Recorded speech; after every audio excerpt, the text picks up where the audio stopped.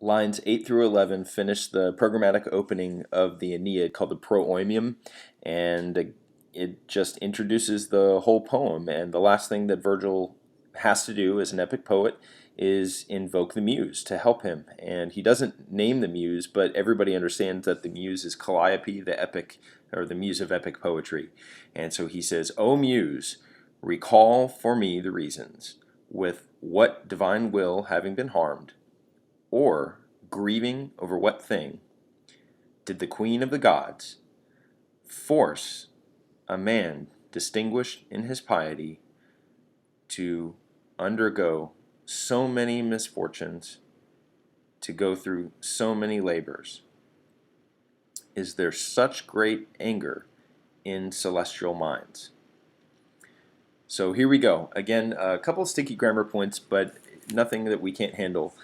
We start out with the vocative here, O muse, and then the imperative, recall for me the reasons, and then the ablative absolute here, with what divine will having been harmed, or, and then this is where students often have trouble. This is your nominative singular present active participle, and then we have the direct object of the participle here. So grieving what thing, or like grieving about, grieving over what thing.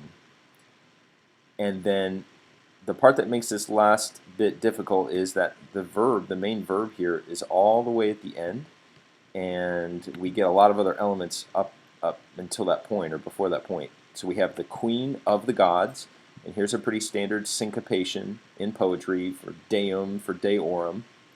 So did the queen of the gods, and then we have these two elements here. We have tot volere casus, and then the parallel element, tot adire labore. So he ends these two lines in a nice parallel way, a parallel structure. And then that frames the man distinguished because of, or in reference to, his piety.